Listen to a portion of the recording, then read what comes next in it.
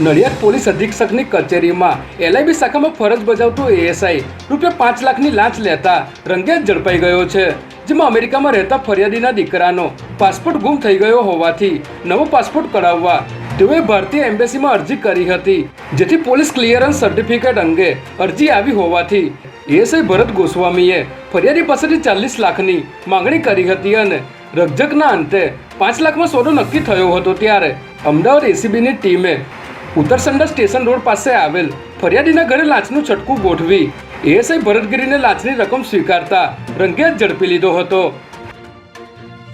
આજે મુખ્યમંત્રી ભૂપેન્દ્ર પટેલની ઉપસ્થિતિમાં સાબરકાંઠાના નવી મેત્રોલ ગામે રાજ્યકક્ષાના વિશ્વ આદિવાસી દિવસની ઉજવણી કરવામાં આવી હતી, જેમાં ભગવાન બિરસા મુંડાની દિવ્ય ચેતનાને નમન કરી ઉજવણીનો શુભારંભ કરાયો હતો।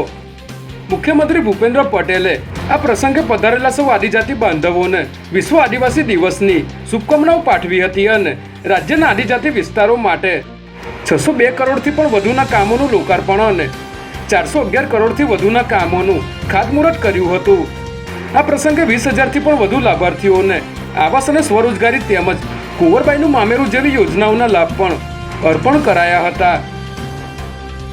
હાલ અમદાવાદ મુંબઈ વચ્ચે વંદે ભારત ટ્રેન 16 કોચ સાથે ચાલી રહી છે, ત્યારે મુસાફરોની વધતી સંખ્યાને ધ્યાનમાં રાખી આજે અમદાવાદના કાલુપુર રેલવે સ્ટેશનથી પહેલીવાર નવી 20 કોચવાળી વંદે ભારત ટ્રેનને 130 કિલોમીટર પ્રતિ કલાકની સ્પીડે દોડાવીને ટ્રાયલ રન કરવામાં આવ્યું હતું।